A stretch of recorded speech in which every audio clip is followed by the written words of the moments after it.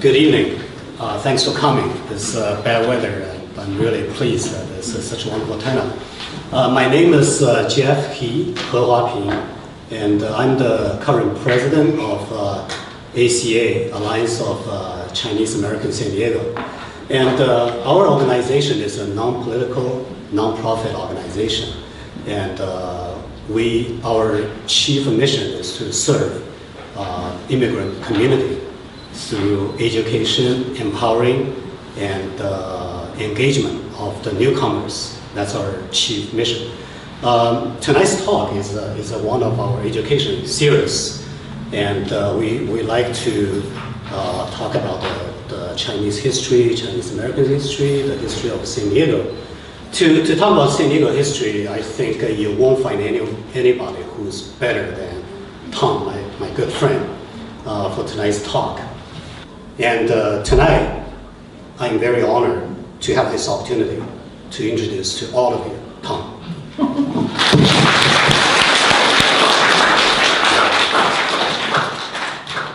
Thank you, Jeff. For a while, I didn't know for sure you were talking about somebody else. You know, when I came, Jeff said, you know, the library here closes a certain hour, and so we need the time to talk. And I'm reminded of the after-dinner speaker who got up to talk. And he got up to talk, he kept talking, people in the rear started to leave, he still kept talking. And until everybody left, except one sitting above, where Emma is sitting right over there. The speaker leaned over and said, "Ma'am, I'm sure glad you stayed." And she said, "Sir, I'm the next speaker." So it's time, so I appreciate this opportunity. But anyway, this is a book, Rabbit on Bumpy Road. I think most of you know Chinese calendar has 12 animals. And I was born on the year of the rabbit. And this is my mother. My mother came from China. And that's me at 3 years old. And I have the emblem of my birthday is right down the bottom of their rabbit. Okay, let's move along on this. In 1884, I decided to write a book because my late wife, Dorothy from Hawaii, had a diary when I married, and I was 25 then. She was 19. And she used to write a diary. She said, "Tom, you ought to write a diary." I said, "Oh, I don't want to write a diary." He said, "No, you must write a diary because one day people might want to read about it." So it took me about 3 years to finally be convinced to write a diary. So when I wrote my book, I have 50, 60 years of diaries to work from. So that's, you'll find it in the book. This is my grandfather, came in 1884. And so Ham Feng, and he was a friend of many of the old pioneers of Chinatown that came in China at that time. But in 1884, I just want to share with you, in 1882, Congress of the United States passed a law, that's what you call Exclusion Act of the Chinese Exclusion Act. That was the first and only law since the history of San Diego they ever pass a law excluding a race of people. And that law was to last 10 years. After 10 years came up, they renewed it. Then that 10 years came up, they renewed it again. And they renewed it again for 60 years until 1943, when China was an ally with the United States fighting the World War in China against Japan. So they passed on that law. So since then, the immigration of Chinese have been coming more regularly. But before that time, there were only two types of people of Chinese descent can come to America. Those who had a business interest here, and those who might be students. So my dad came at the age of 15. So why don't we change this here? My dad here, he's about 30 there, and he had 12 children at the end. One of the things my dad had with the 12 children, I can say he was my first mentor in life, 12 children, and they were aged from a baby, a boy, a small boy, until about 16. And he would say, all right, there are 12 of you. I want your older ones always take care of the younger ones. The younger one help the older ones take care of the family structure. And one of the ways he taught us with 12 children, that when he came home from work, he owned a produce company. He had a watermelon with him. He would cut it up in many pieces, large and small. And you know who picked first? My youngest brother, Paul. He would stride up to the table and pick the youngest one. Then the next youngest one picked the next smallest one. The last one left with my brother, Jim. And Jim had the big ones, but he picked last. That was his responsibility. So as we go on the story here, you will see that structure has structured our family ever since. Okay, this is my father. And my mother died with my father's first wife. Not that he had two wives, but after she passed away, there were 5 boys. That's me, 4th one on the right. So my dad was alone with help from my aunt and so forth. He decided to marry again, went back to China and found a wife. And you know how they got married then is that he didn't go to seek the girl that he wanted, but rather his father and the wife went to a grocery store with my father and another friend from another village with their daughter went to a grocery store. And while they shopped, and they wanted the young people to eye each other. And so my dad approved the situation and married my second mother to America. So why don't we switch to the next one here. And this is my second mother here. Well educated, that was a period of Sun Yat-sen, the great movement in China, well read, and so well read when he came here, many of the families came to see her to correspond back home for them in Chinese writing. So she is a good philosopher. As a young person, I heard so many Chinese opera music in the house, and so she was well-grounded in the culture of China. So she came with the understanding that there are 5 boys, that she can also have a family too. And so let's move on here.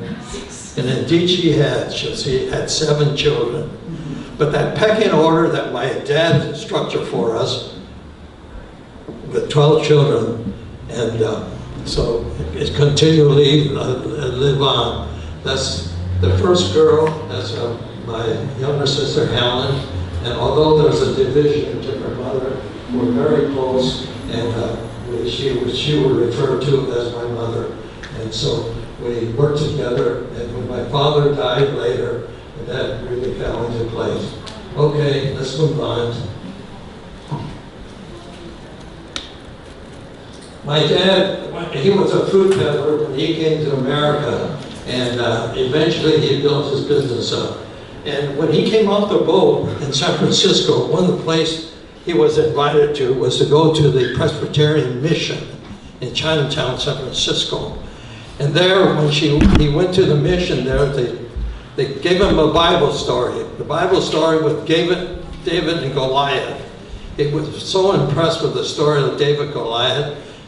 In America, he decided to adopt his name, American name, is David. So it's David Hom. So that's how you see David Produce Company. David Produce Company was a rather large company at the time, but it's not large from comparison to the big ones. So I can tell you a story about that later on. So anyway, that's me at age 15. I was delivering then, and it so happened that which one was you in the picture? yeah, oh, that's me. That's me on the left or on the bottom. That's me on the left. The youngest. Yeah. And the produce market was right down towards the gas lamp area. And the gas lamp area is something like the fish market, you know. At the earliest time, you work early in the morning, and all the work is done later in the afternoon. And the hours are long, and it's a group of different racial groups, Japanese, Chinese, and Mexican, Italians, Irish, and so forth. It was a conglomerate society there. And we all got along very well. So, okay, let's move on here. And my father died in 1943, the height of World War II. And I and my brother, we had to support the family. I had to drop out of high school. I was 16 years old then, and he died when he was 47 in 1943. So my brother, Jim, Ellen, and I supported the family. And you see me here in bathrobe. This is near Mission Hills, overlooking Mission Valley. Mission Valley didn't have shopping centers or anything. The freeway just went in, some of it there. And because the long hours that I was working for about 2 years, 3 years perhaps, and when I was delivering produce downtown, I saw a big trailer that said, free x-ray. So I said to myself, free x-ray? I think I'll take a free x-ray, anything free, you know. So I took a free x-ray. They called me back later, a month. They say, Mr. Hom, we have to take another x-ray to be sure. So I took another x-ray, and they called me back in about a week. He said, Mr. Hom, I'm sorry to tell you this. You have an early case of tuberculosis. And that was in 1950. They had no cure for tuberculosis at that time. My father died from TB. So they say, we have to put you in a sanitarium. So they put me in a sanitarium, and there's where I am, at a sanitarium. I don't look sick because it was still early in the stage.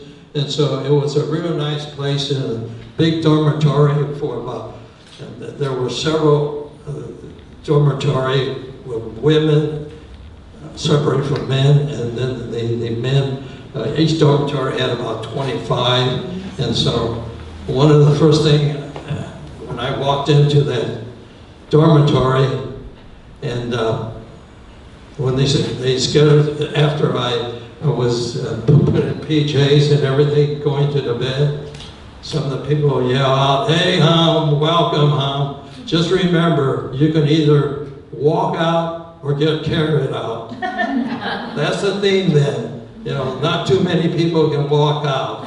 And say, just remember, so you can either walk out or get carried out. So that told me I should really take care of myself. You had to be bedridden and all that. And so I was bedridden for a whole month, bare bedpans and everything. It took me, it seemed like a couple hours to be able to use a bedpan. You know, you're not used to it.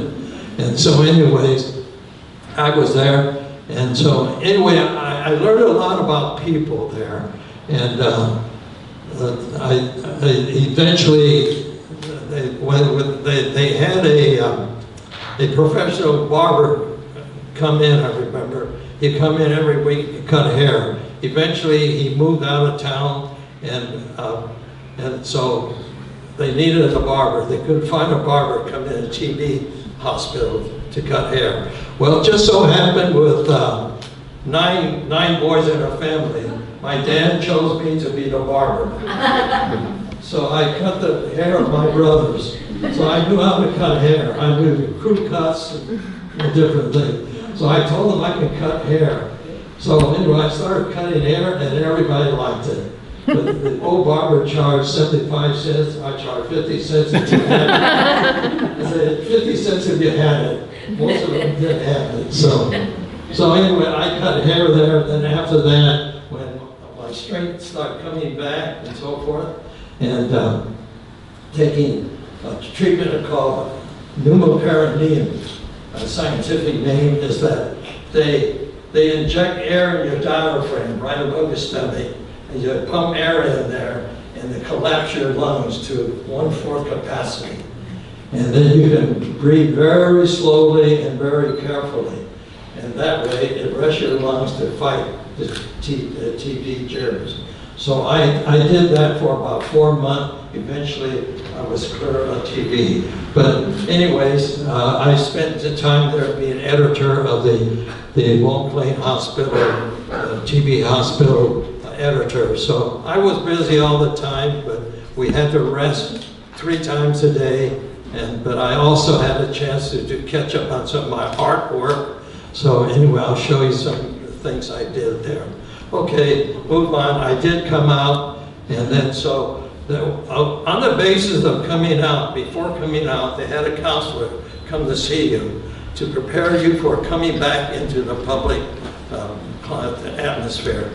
And so they came and say, obviously you can't go back into the produce business, weightlifting and all that stuff is too heavy and long hours.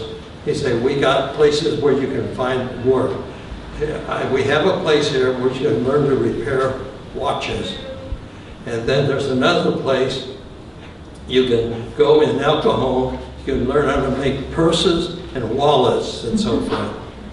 And then being a guy that, an artist, I love artwork and so forth, ever since I was a child, I said, you know, I want to go to college and get a degree and teach art. The counselor hesitated. He said, Tom, I think that's a wonderful idea, but you have to understand, the San Diego School District does not hire minorities. It does not hire minorities. No use going to college to get a degree for art to teach, to be a teacher. Then I said, oh gosh, that, that occurred to me that I couldn't be an art, I couldn't be a teacher. But anyway, I just let it go at that, so I came out.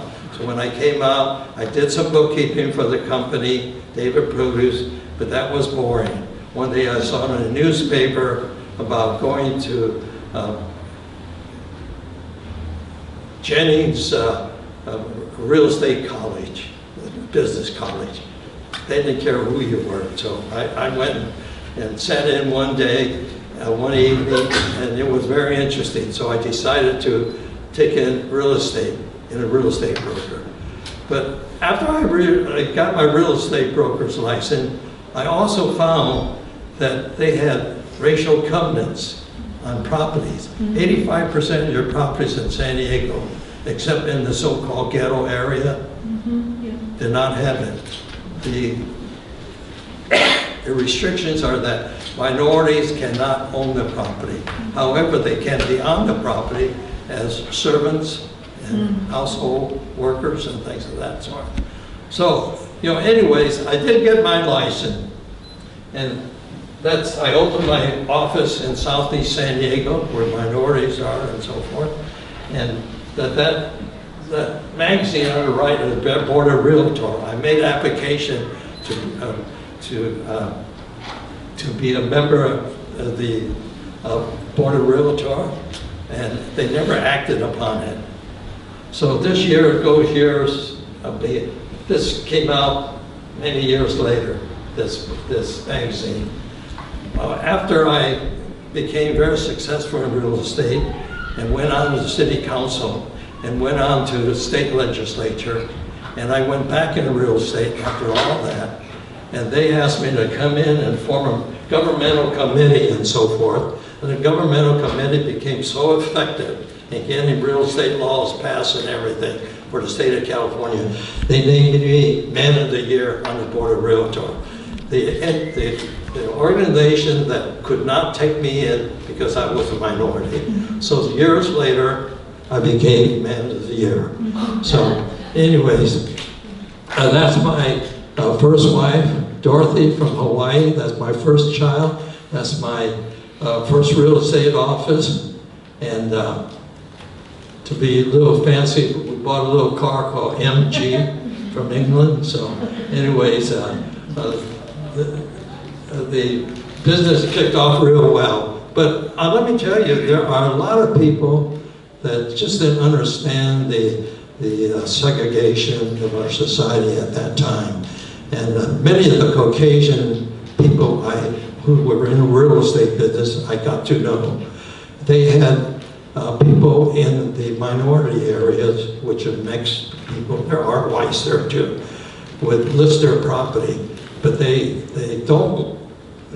won't want to or need to work in the minority area. So they would always call me, say, I got this listing, I want to turn it over to you. So before you know, I had all these people running around giving me these listings. So I did real well on that too. So, you know, they were good friends, but that was the way it was. And so anyway, let's move on that.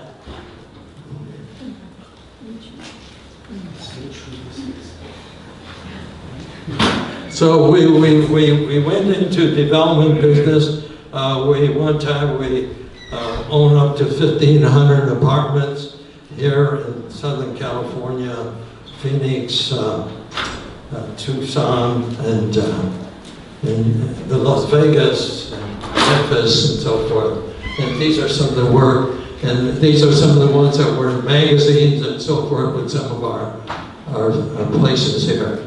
Okay, let's move on. So real estate has been good for us, but we remain in a produce market. It became a rather large market, but let me just share with you something about our produce business. We became a good medium-sized produce company. My dad had many friends in the produce company when he passed away. While my brothers were working at the produce company, one day a man called Art Glore, Mr. Art Glore, had the largest produce firm in San Diego, just directly across the street from David Produce Company. He called my brother Jim up. Jim is this brother on the right of my right side of me. And that's my brother Jim. He's the oldest brother. He's the so-called, quote, father of the house. And because we didn't have a father, he became the leader. And he called Jim, Mr. Glore. When Jim came, he wasn't sure what Mr. Glore, the biggest produce house in San Diego, wanted of him. And he said, Jim, would you like to take over Growers Company, Growers Marketing Company? My first answer, Jim's first answer was, Mr. Glore, we don't have that kind of money. He said, Jim, who said anything about money? He said, well, what do you mean? Then he went in the store, he said, Jim, I want to tell you this. Your father was my best friend when he died. That was many years ago. And I have seen your boys from a small company, after your dad died, build it up to a good company. And you'll work round the clock. And I'm going to turn the company over to you and your brothers. Then he said, but how can I pay you for the money in your company? He had about 50 employees and so forth. And he had half a block downtown there. And he said, you don't have to pay, but I have 3 conditions. One is that you rent this property. It's a nice building there, and offices and everything, and trucks and everything. You rent this building with the appraised value we get appraised value, you pay rent on that. American orientated by then. He named James after the 4th President of the United States, James Madison. He named me Thomas after Thomas Edison. Named me after Thomas Edison, the great inventor. And then he named Herbert, second to last over there. He was born in 1932 when Herbert Hoover was elected. His name is Herbert Hoover Hahn. And then he named George, right there, third on the left. Well, of course, that's the first president of the United States, George Washington. Yeah.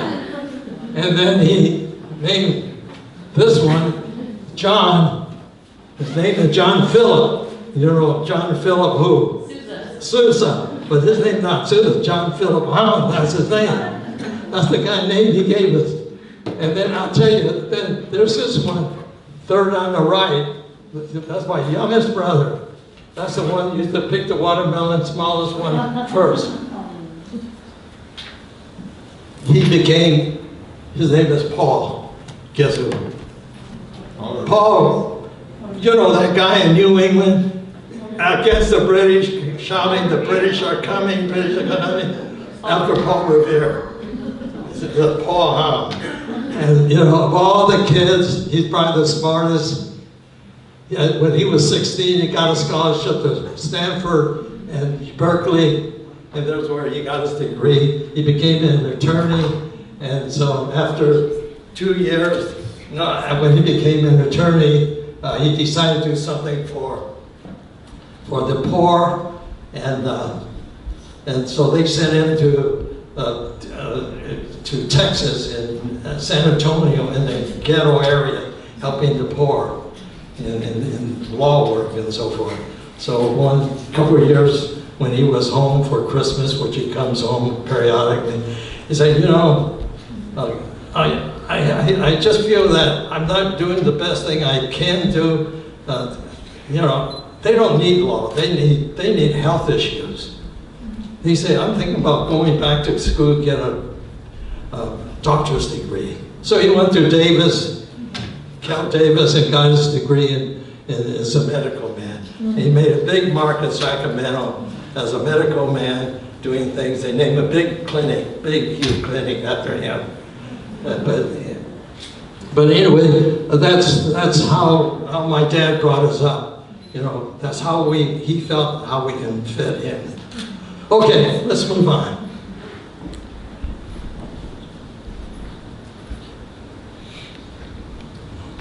When I decided to run for public office, I wanted to run public office to say before this is my swearing in here. I was maybe about 29, 28 or so forth. I was helping some of the Democrat candidates, and I knew a lot of Democrat friends. They were in the produce business, and in the areas that we lived, there was a Democrat district, so I would pass out pamphlets and so forth. And when one day I mentioned this to the chairman of the Democrat Party when he was down there, I said, sir, you know, I would like to run for public office one day. He looked at me in the eye, put his hands on my shoulder and said, Tom, I think that's a great idea. A minority has never been elected in the history of San Diego. I can prepare you. In 10 years, we'll get you ready. You know, for a young man, 10 years is a long time. So I just kind of put it on my mind. So a couple of years later, when I was at a conference meeting, I was sitting with a retired commander of the U.S. Navy. We talked about a lot of things, just family and things. And then I just happened to mention I would like to go into public office one day. And I told him about what was told me. Then he said, Tom, he stopped right there. I want you to meet a man. And don't ask me who he is. You meet me on the 11th floor of the Home Federal Building on Broadway. And tomorrow at 10 o'clock. So I met him there the next day at 10 o'clock. There I saw a sign saying, Republican headquarters. Oh, yeah. Then I say, gee, what I'm doing here? Then as soon as I said that, about to open my friend about to open the door opened. There stood a guy about 6'3", big, well-built like a football player. He stuck out his hand, he said, God damn it, you're Tom Hum, aren't you? He said, what's this I hear you should run for public office? I think it's a crock of it. He starts citing a lot of those flowery words and so forth. Well, anyway, I'm used to that kind of talk because in a Buddhist business, they talk that way. And besides, later, I could understand that he is what you call a Mustang in the retired Navy. A Mustang is a guy that joined enlistment man. He didn't go to the U.S. Academy, Naval Academy or anything. That's why he's a Mustang. He grew up the ranks during the war. He was a big war hero.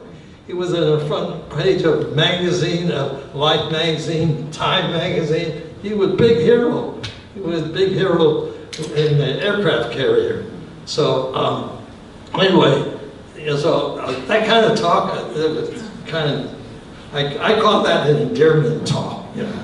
And so anyway, he said, you come in and I'll talk to you about running for public office. And then he told me, he said, here, if you are interested, I'm willing to help you and so forth. Well, indeed he did. He introduced me to different people. He raised funds for me. He told me how to run for a campaign and so forth. I ran, I did win. I became the first minority in the history of San Diego elected in any public office. And so I was elected right there and I got sworn in. So Les Gary was his name. Les Gary is a Caucasian guy. And my dad was the mentor to us when we were kids. And the mentor to me, getting involved in public life, was Les Gary's. And so, anyway, my life is done with, it was full of mentors. When I first went to junior high school, 12 years old, I was kind of lost and so forth. And the first thing the new class went to was an assembly. And this is a school where a lot of your immigrant kids went. And the principal, William J. Oakes, I remember that name. You can remember how you don't forget names. One of the first things he said, I know a lot of you are from families, your folks are from different countries and so forth. I want you to know this. You are Americans now. You can be anything you want. And you work hard and you can make it. So forth. William J. Oakes, I'll never forget that name. And this picture is in there. It'll show you up later. It's a fine gentleman. And so when I became assemblyman, I went to the junior high school, and there they had a big display of him, his background, but he passed away many years after. But he was that kind of a guy, you know. He just wanted us to do good. And so, anyway, let's move on here.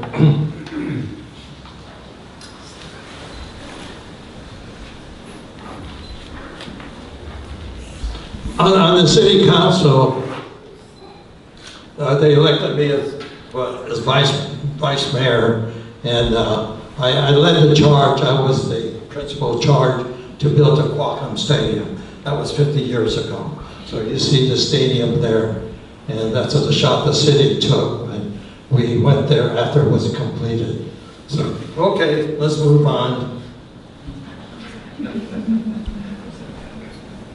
And this is Martin Luther King. One day I got a call during the week, and the minister of the large black church in San Diego called me out and he said, Mr. Hum, Martin Luther King is coming to our church this Sunday.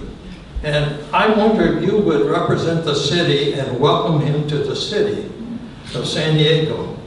And he said, it's a great honor for us to have him, and so we appreciate if you do that. I said, I'll be more glad to do it. So I went to that event to welcome Martin Luther King. And they had that Sunday afternoon where the community turned out, many people. And I had the chance to talk to him because before the gathering of everybody, just a small handful of the people were able to have a time to talk to Martin Luther King on a personal basis. So I happened to talk to him there. And then I did say something to him. He said, Mr. Ham, I understand you're doing some good work for the minorities here in San Diego. And then well, to be represented as a minority, I suppose that means you're doing good work for minority. Then I said, well, Dr. King, I think you're doing a wonderful work for the minorities. And then he said, and America should be proud of that. Then he said, Mr. Ham, thank you. But you know what I'm doing this for the world. And then I said to myself, he's a bigger man than me. I'm just thinking about locally. He's thinking about worldly. You know. But we did chat and you know, get to know each other better. And so I just want to share that incident with you. Okay, let's move on. One Sunday, the Grambling College came to play the Aztecs in San Diego. And the mayor was out of town, therefore I represented the mayor. And so I met the president of Grambling College. It's a Negro college where all the well-known Negro people, icons that have been, I think the Marshall on the Supreme Court was an alumni of that black college. But anyway, I met him with the orchestra. Then a few days later, he wrote me, asked me to be commencement speaker at their college in Louisiana. So Louisiana had a lot of, let's say, segregation and so forth. But anyway, I went down there. First time I was down the South. And so anyway, I was speaker there. And so we became very good friends. So let's move on this.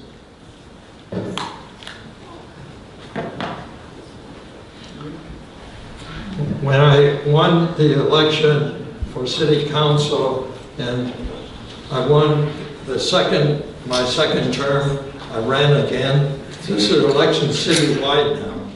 And I won by such a huge majority. As Jeffrey mentioned, my opponent only got 7% of the votes in San Diego. I got 93%. No, 83%, I'm sorry.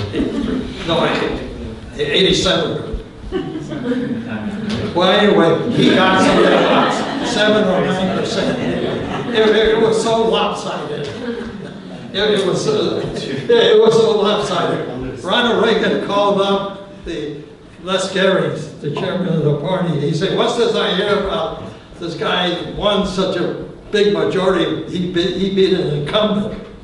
And he said, you know, we can use them up here. I'm one vote short in getting my program across. And he said, you think you can call this guy Ham and consider running up here? So he came to talk to me about it. And so I did decide to run after all. So I did run and beat an incumbent. And so when I got there, he gave me a big educational bill. Reagan, I'm the author of the educational bill, and Reagan signed it. And so he gave me special help here and there and so forth. But Reagan, you know, some of us know Reagan only as a movie star, but way before this, when I was on the city council, he decided to run for governor. So he went all around the state, wanted to meet people. So I never met Reagan, except they appointed me to be one of the ones to meet with him and chat with him and get opinions about whether he has the wherewithal to win. But I'll tell you, before I met him, when I was designated to meet him, I said to myself, gee, a movie star running for a public office like that, how can he win? But anyway, after meeting him, we met privately. We met something like 20 minutes, our time was 20 minutes to meet with him. After he left, got through talking, I said, gee, this guy really has a chance of winning. And you know, indeed he did win. And then so that's how he happened to remember me when I was a councilman. Anyway, there he is signing one of my bills. That was the largest educational bill in the history of the United States pertaining to minorities and second language programs and so forth. Okay, let's move on. When Reagan came in town and he wanted somebody to city council office, he chose me to be with him on TV here. So he talked about the issues of California, especially in Southern California. So that's with me and Reagan. So Nixon. I'm sorry, Nixon. 92, what do you expect? Okay, let's move on. So anyway, when I left government, I was involved in many other things, mostly in business and so forth. And we had property on Fifth Avenue. And one day a group came to see me and said, Tom, you know, this used to be the center of town, Fifth Avenue. And here we have these go-go places, street walkers, and these adult stores and so forth. He said, what can we do about it? You know, it is changing so much, we're losing our business and so forth. And some are well-established companies that's been there for 50 years and so forth. And so anyway, they asked me, what could they do about it? Then it occurred to me that when I was on the city council, I was one of those that made the movement through my wife, Dorothy. She was a historian. And say Old Town. Old Town. They had adobe houses and things of that sort. That's where San Diego started. California basically started there. And so, anyway, we formed an organization called Old Town Historical Society. And so we worked with them, and that became the historical San Diego, Old San Diego today. So it became a state park, it became so popular. And then I said, you know, there's no reason why we can't do the same thing for San Diego. This is a new area, new San Diego they call it, but it's gotten all run down. So that's what we did. My wife took charge of a lot of this, and so she's one of these kind of people that can, she talks very slowly, very caringly, and so forth. And so when I left the city council, they asked me to be president. And so we started the Gaslamp Quarter. And so Dorothy here would go into these adult stores and talk to them about, hey, you have these pictures in the window and so forth. We know you're in business. Why don't you move your picture inside and paint your windows and put a curtain and things like that. So a lot of them did that. And so eventually Gaslamp became something that was workable and cleaned up and so forth. And today Gaslamp is one of the focal point of, that's how the convention center was built. And that's how the other part, the shopping centers came in and so forth. With Gaslamp, they said Gaslamp was the thing that was the dog that wagged the tail. So this today Gaslamp property now is one of the highest priced property in all San Diego. And so anyway, this is something that my wife had a lot to do with, which I helped. So anyways, let's move on here. I remember the after-dinner speaker, so I'm going to have to. This is the Western Meadow building. How we acquired that building, all that property, 3 square blocks of property. My brother, who ran David Produce, was quite a large company then. It was a very large company. He said, Tom, we have to have more space for parking trucks. We can't leave so many trucks on the street. It's against the law. We get tickets. So we started looking around. Then I noticed that there was 3 square blocks of property. This company went out of business, Western Meadow Company. They were in business for almost 100 years, but after a 3rd generation, they just kind of become defunct. They didn't need this kind of business anymore. So we made an effort to buy it. I knew the president of Home Federal Savings. They were the one that had the listing on it. And so we made a deal. We bought all that property, 3 square blocks of property.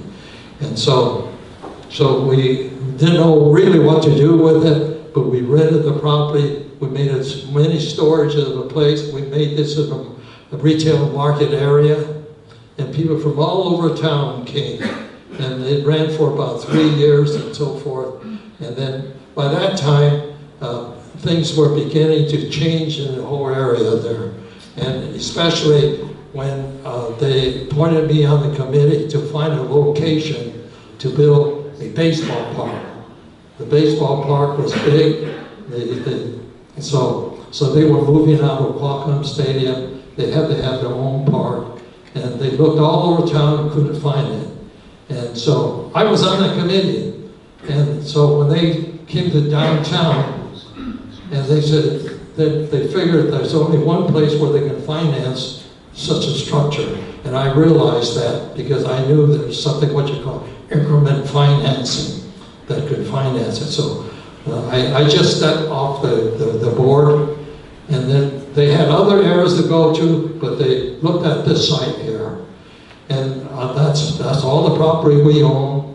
And they say, we found out you're the owner of it, we want to buy it. And I said, look, I'm off the committee now, and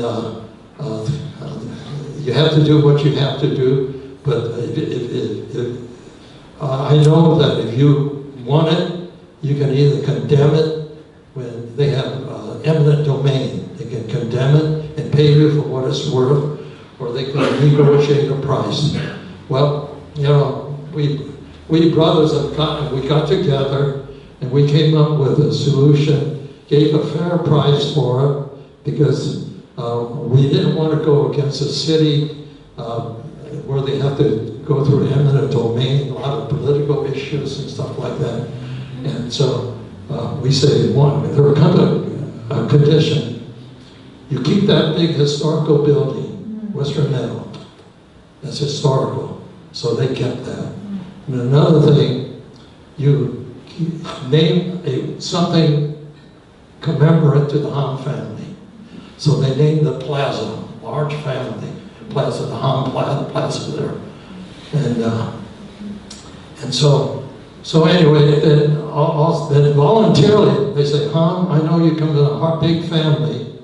So, you know, those on the top there, on top of Western Meadow, we want to give you all those seats up there, your whole family, that you want to, guests and all, that reserved for your family for 3 years. That included, they voluntarily said that because we were cooperative with them. So we had them for 3 years. Gosh, we had so many friends all of a sudden. Anyway. So that was the top right up there.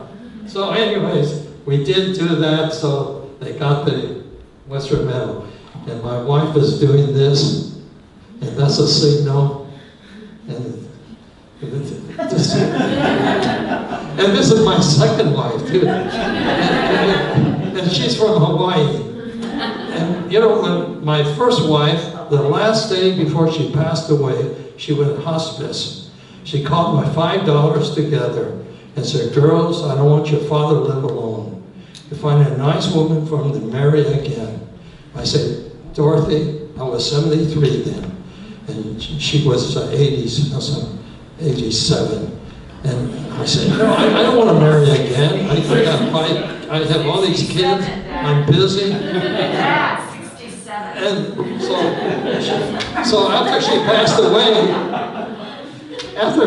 away, I decided to visit Hawaii and visit some of the relatives back there.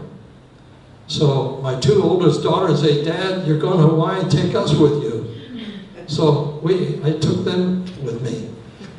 Normally, my late wife and I would attend to a large church, a very large church in Hawaii. But this one, I decided a smaller church, a Chinese church called Judd Street, CCC Judd Street. And that pastor used to be a pastor of our church in San Diego. So I wanted to visit that church. So I decided to visit there instead of that large church. So like all churches, on coffee hour, you meet people. And then so, prior to that, 3 years ago, that pastor I talked about, when he was in San Diego, he retired then. We started what you call East-West Christian Outreach Program. That was to start a program to reach work in China. And we knew there were churches in China, we knew there were underground churches, but we wanted to work in China, East-West Christian Outreach. Anyways, when I shared that with a person in the courtyard there, he pointed over there to a lady and said, that woman went on one of those programs. We invited other churches to go with us. We share American gospel music and things of that sort. And that woman went down there. So I went down to introduce her. So we got to talking. After about 10 minutes, we had to leave. My daughter Gail was with me. Gail right there operating.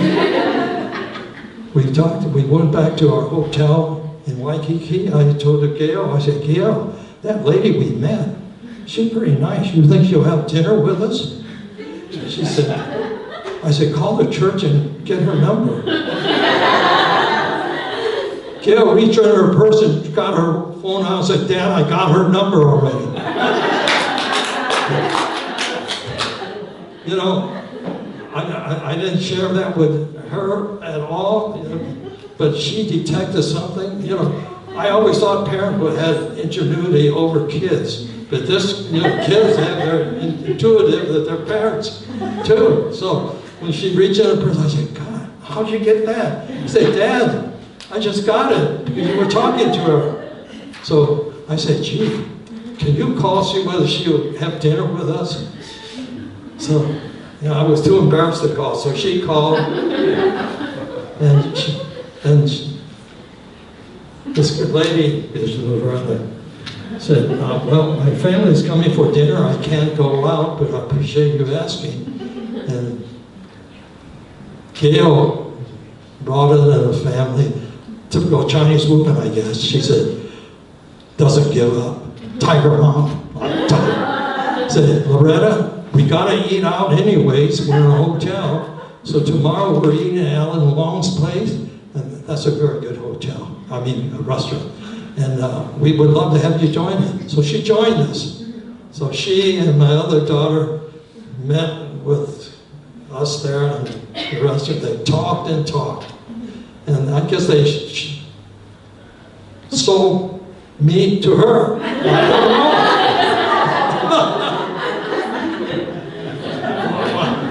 Anyway, when I got home, I turned on my emails. One of the first one I saw was Loretta.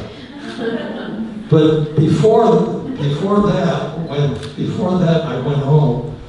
That Tuesday, she was head of a homeless program in Hawaii, and they cooked 200 food serving for the homeless in Hawaii.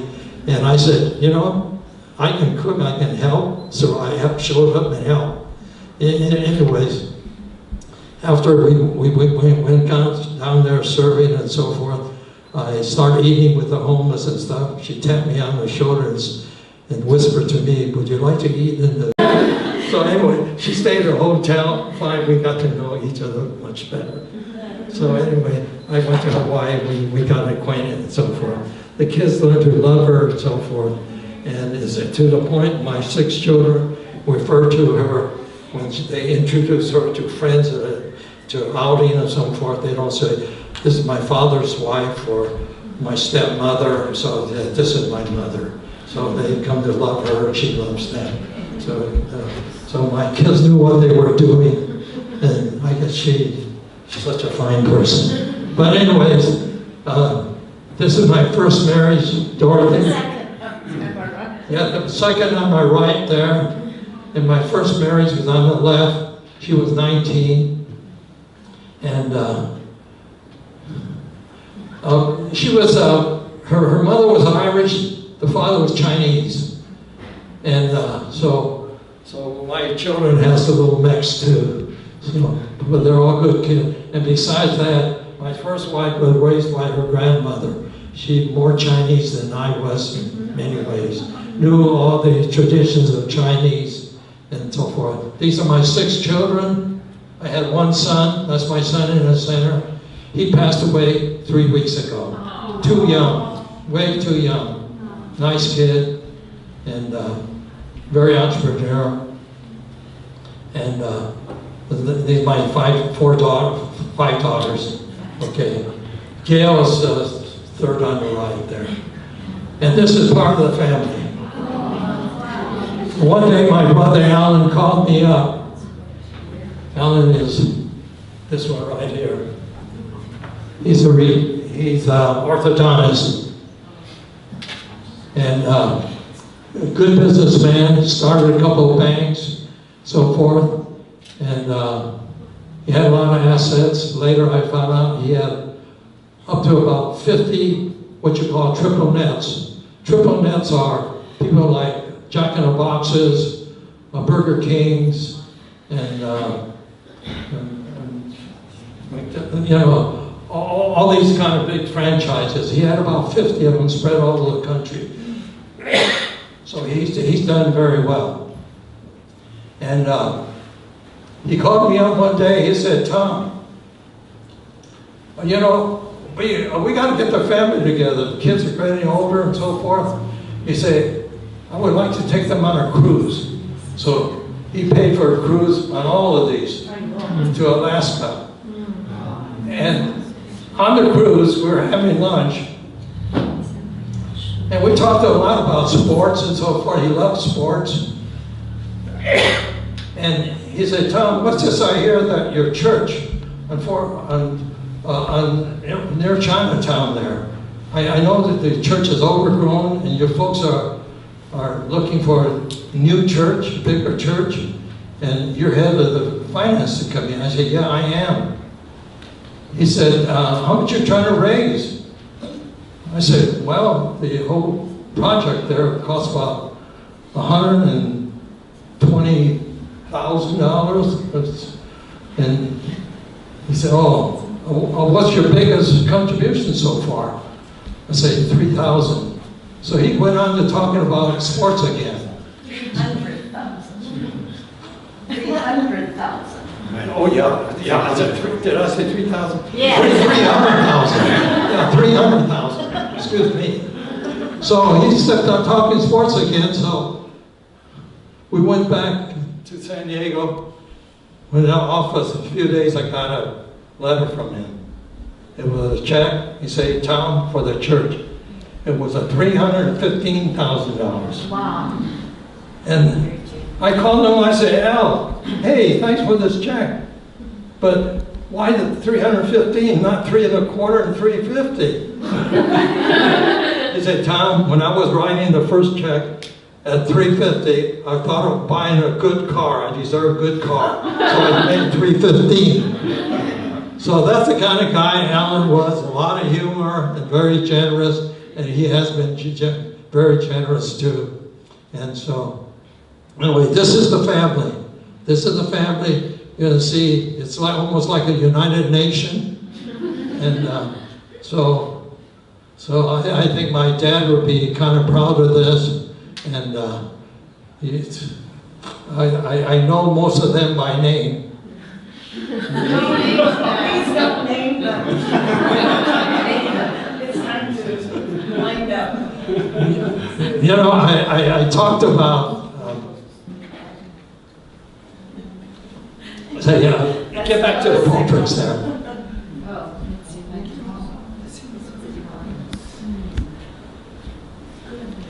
This is William J. Oakes. He's the one that mentored us kids, the immigrant kids. And I remember him, he gave me the footing about getting involved. We're Americans. This is Admiral Les Carriage, the one that stuck his hand out and said, God damn it, I don't care who you are, you tell what it takes to run, you run, and I'll show you. And he did show me, and we did win. So these are my mentors, aside from my father. And throughout my life, there's been mentors and so forth. So they're people, big help. But I'm not the kind of guy that can accept what a person might come up and say, oh yeah, I own this, I own that, I've done that, I did it myself. Nobody helped me. I did it myself. You hear people talk that way. I did it myself. I don't believe that. They have mentors. Your mentor, your father, your mother, your aunt, your uncle, can be the man next door, a person next door, you know, or people like that. Well, anyways, I might be taking the next speaker's time, so I'm going to stop. This is one of my paintings. It's one of my paintings. I was involved continually involved to some degree of the Chinese New Year time and so forth. So I was always impressed with it, the lion dancers. So I painted this. Okay, next. That's it. Well, that's it. Yeah, I looked at my daughter.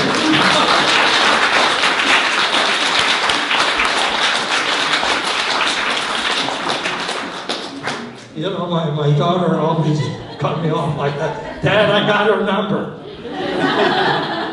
That's a wonderful story. Thank you so much for the opportunity Yeah. here. So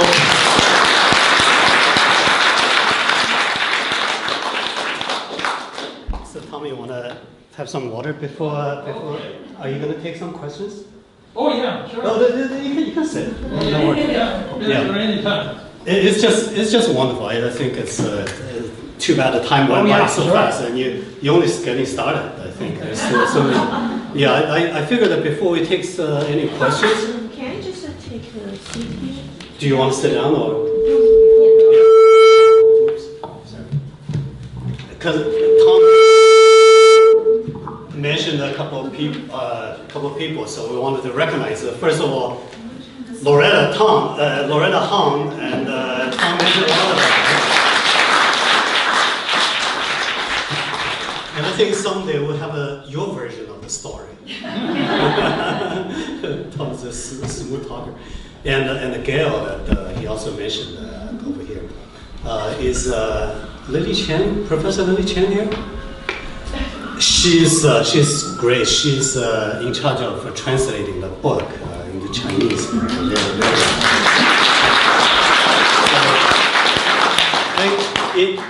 I think you know the people here, either you're born here or came at a later time. San Diego is a city that we call home, and I feel that hearing the story about the history of San Diego is so important to us. And I just feel we're very lucky to have Tom as a living witness to the history of the past 100 years. And we just feel very happy. And I have two wishes also. I wish I could live to 92 at least, like you. And I wish to be as vibrant, healthy as you are. That's the most important thing. Right. Okay, so we're going to take a few questions. Yes, sir.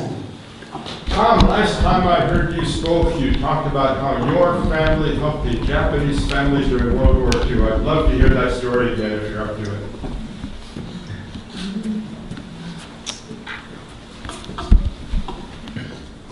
In the produce business, there were many Japanese Americans there. And they had the farms and the wholesale house. My father was a friend of a number of them. And when the war came, naturally, not naturally, but ironically, decree in Washington that all the Japanese along the West Coast, and including near up to Washington all the way down, to be taken out of these areas and relocated. And so that's what they did. They had 2 weeks to pack everything they can carry, just what they can carry, and it's okay, no more, everything was left.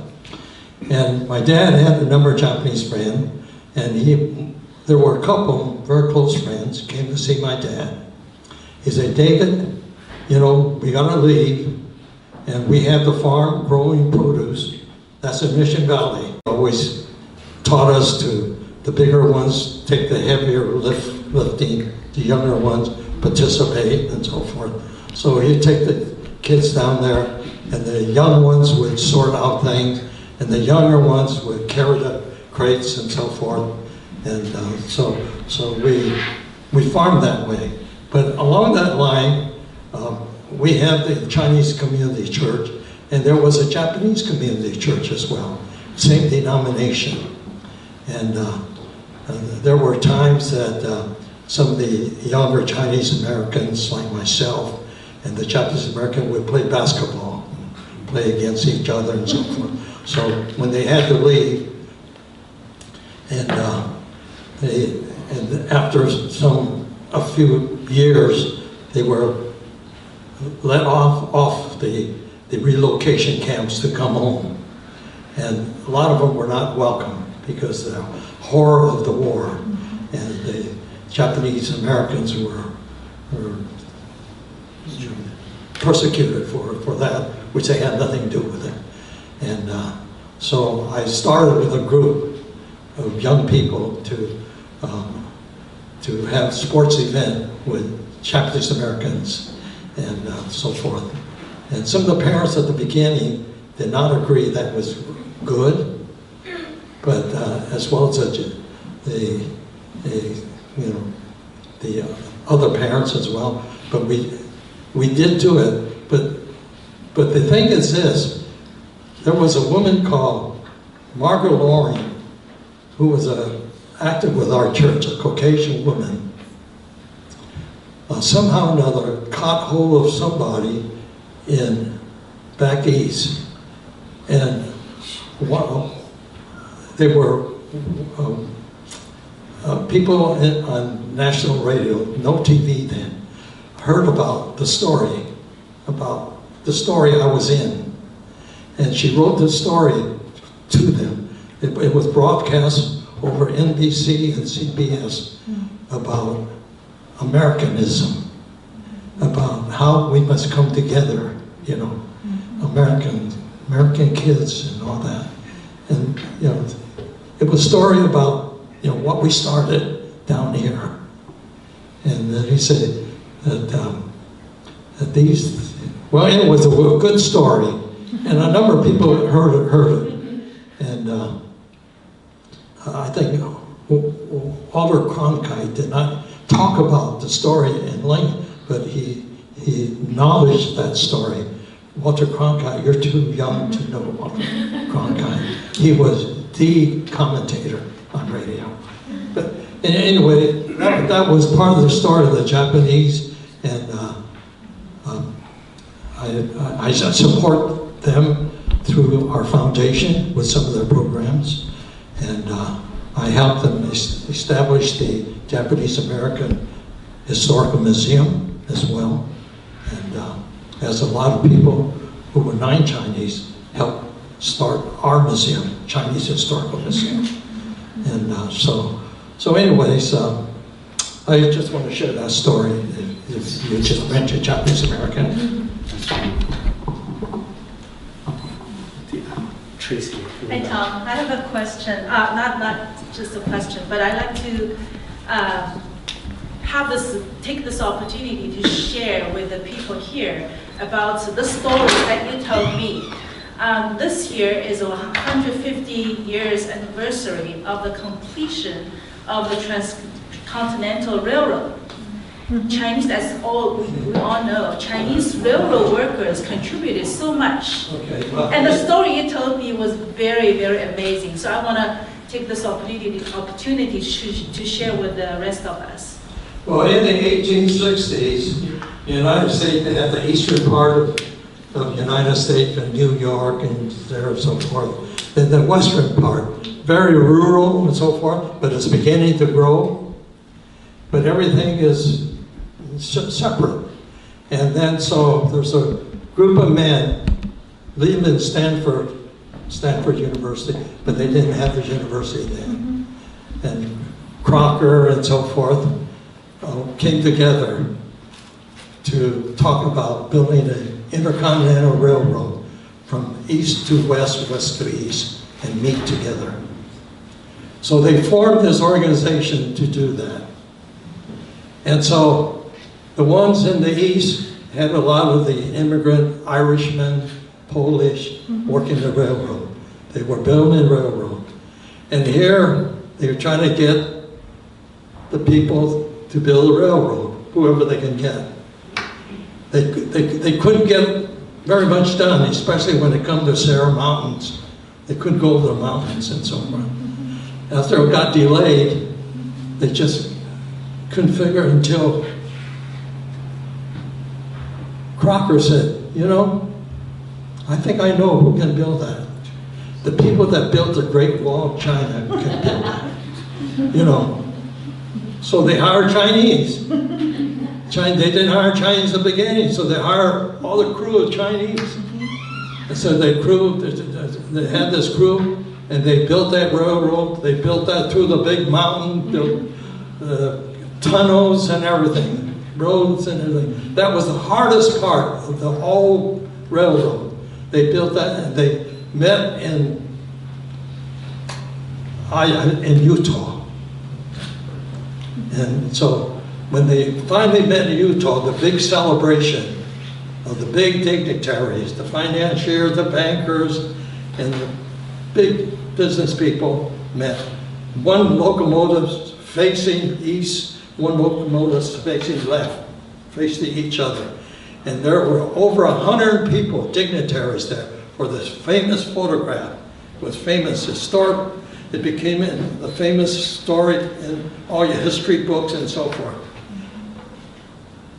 The irony of it, there was not one photograph of a Chinese person. Not one photograph of a Chinese person. And, well, maybe the Chinese knew it, but nobody else knew about it. So when I got elected to the State Assembly, I was in caucus. Caucus is when the party came together. Republican Party came together. We met with the governor and so forth. So I mentioned to the governor. I said, Governor, you know, the big photograph we have at the Capitol here shows the railroad coming together in 1865. And everybody knows the Chinese were involved in building from the east, from the west towards the east. But there's no Chinese in it. Is that right? I didn't know that. You know, people didn't think about it. And so the next day, he contacted Historical Railroad Museum. And they happened to have that photograph in there, but also a painting of that photograph. But that painting of the photograph, they have painted Chinese faces in there. So they sent that painting to the governor to show what a true picture of what the Chinese involvement of the railroad. So I just want to tell you, you know, it wasn't something I planned, but something came up to me that I caught the governor's ear, and so that was done. So that painting is somewhere. So that was 50 years ago. But anyway, we all know the Chinese have the railroad.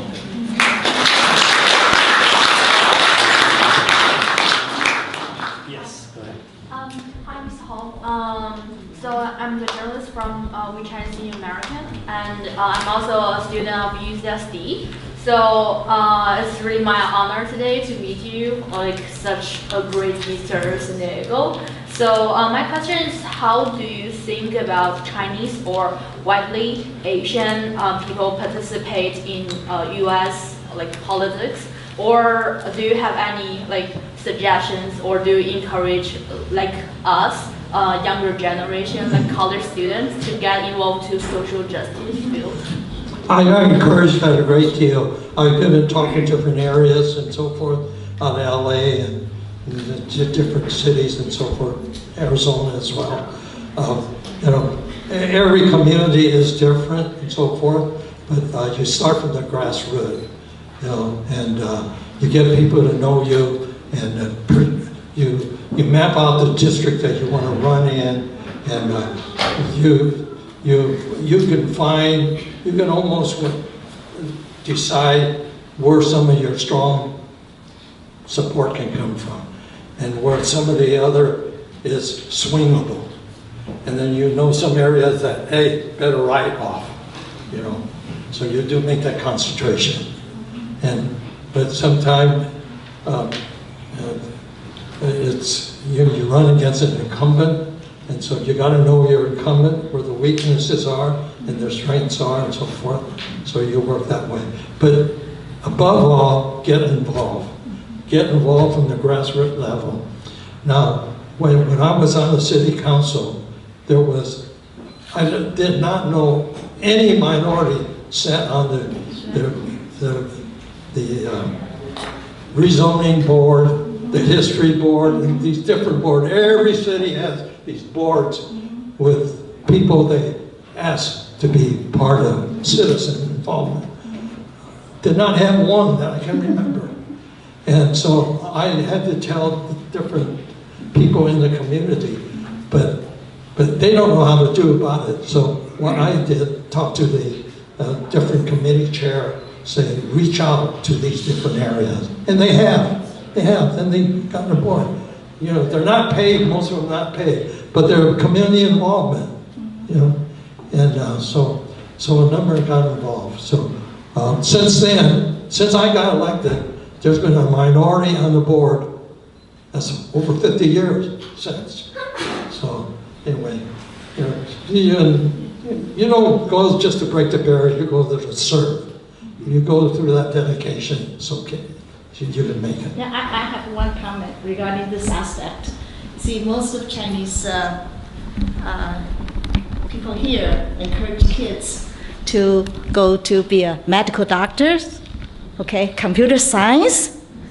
One of the very important possibility is to encourage kids to be in political science or lawyer, okay? So this is the way to get into the legislation. You see, we need a voice in the society. So See, making money is not that important. It isn't. Really, we need a voice. If we don't talk, we do not get what, not that we want is good or bad, but anyway, for our community, that's very, very important. So on that note, I wanted to make a comment also. There are people of color running office, never enough, right? We do have a role model like a Tom. Oh yeah, definitely. We definitely have a role model like Tom, but Yes. there is another person in the audience who has also run the office. And another friend, Denise Gisson, sitting in the back, and she ran as a candidate for the 52nd District Congress 2 years ago.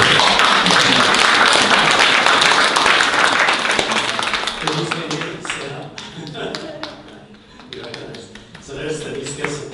So two years ago, she did a wonderful job, and I think she got a lot of support from the Chinese community. So much. And people still rallied up because there's Chinese representative. That's great. And also, I think she's also getting guidance, help from Tom. lot. Yeah, we met Tom at one of the gatherings for Denise. he was getting involved, and like I said, he's provided the guidance, leadership, very generous. So it's wonderful. It is wonderful. Yeah, just get involved. Different areas, grassroots level, candidate, and so forth. You know, I learned a lot when I was campaigning, when I was running for election. You know, you meet a lot of interesting people. I knock on doors and so forth. Matter of fact, I did knock on one door. A big gentleman, a Caucasian gentleman, well-built, gray hair, stuck out his hand. He said, "Good to see you walk, young man. It's good for you. Walking is good for you." He said, "It keeps your balance." He said, "You should keep yourself balanced because when you get older, you have the chance of falling, get injured." He was 90-something, he's telling me. And so I remember him all that time. So every morning I do Tai Chi for 45 minutes. So I don't fall. I might slow down, but I don't fall. Okay. I want to add that this group, especially if you speak Chinese, they need people to take the census, to be census takers. So if you have any time that you could spare, see, David said, he's a member of our church, and he is helping to look for bilingual people to, you know, and that's one way of getting involved. Loretta, before she married me, she was very active in the political area in Hawaii. She's a Democrat.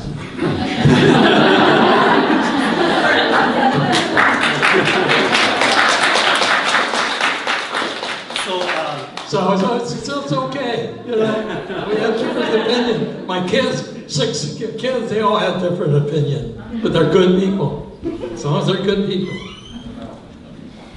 We take one last question because we needed to get out here in like 20 minutes or so, and I still want to save some time for people to come talk to Tom afterwards, and also get a chance to get the books after. So we take one more. Ying, yes, go ahead. Yeah, so thank you for sharing your story with us. I think it's important for us to apply the historic wisdom to the current society. So my question is, today America is very divided, and as an Asian American or Chinese American politician, who do we align with? Do we align with the minorities or align with the majorities?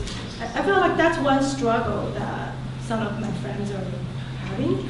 Because in the past, we saw like how the Chinese American, because we were alienated and we were, so we aligned a lot with the minorities. But today, I feel a lot of Chinese, they felt like their interests may be more aligned with the majority. So can you share some of your wisdom with us? Like how do we survive or thrive in such a divided society today? Yes, that's a good point. That's a very good point. I remember my father say, playing in the city hall there, remember, laws that come out of there is the kind of people they put in there. And so I'm very sensitive to some of the minority issue. And sometime we need to talk about the bigger picture for the good of the whole city or country or whatever the case is. So my dad was one of those. That's the reason he named us the names we got. It was the bigger picture. And so we have both of these areas. I remember in 1957 when we finally saved enough money, my brothers and I saved enough money to buy a bigger house for all the kids. And for my mother wanted the kids to be in a better school district, a bigger house. So we found a house just a block away from Balboa Park. And it's a nice area. But that one particular house, it was a three-story house, three-story. And it was a vacant. Weeds were growing around it, and paints were peeling and so forth. And the broker was a Caucasian gentleman. They say, there's a house there. he was having trouble placing us in a good area. It was turned down. Then he said, because this house is so needing help, maybe we can do something with it. So my mother saw it from the outside. And so she took my little brother Paul, about 2-3 years old, went door to door, 4 blocks around, introducing herself and say, I am so-and-so. And she's a widow, you know. I'm so-and-so. I have children. They're all good children. And so far, I would like to buy that house, so-and-so, and we fix it up, and we will be good neighbors. Well, she must have knocked on about 40 or 50 doors around these blocks. She did not get one refusal, although there's a grant deed that says it. Somebody has to challenge it, take it to court, you know. But nobody did. We lived there for 35 years.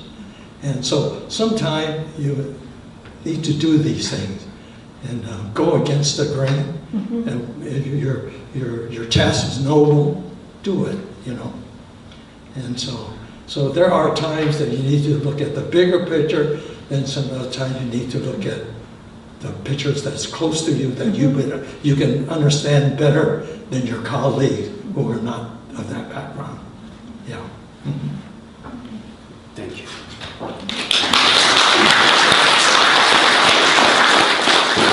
Thank you so much. I just want to say what a privilege to come here, Jeff and Tracy and all my friends out there and my new friends. So I just want to say this wonderful opportunity to share with you. Last year we were in China with Lily, and my Chinese book is in over 6,000 classrooms now in Chinese. And so it's in about 30 or 50 countries as well. So I just want to show appreciation to Lily for doing this. And when I was in China, gave a lecture there, there was so much interest in people about Chinese Americans, about America, and so forth. And as you could see, they want to be friends with America. So I think we are the link to be the friend to make this span here. So I just want to share that with you. Thank you.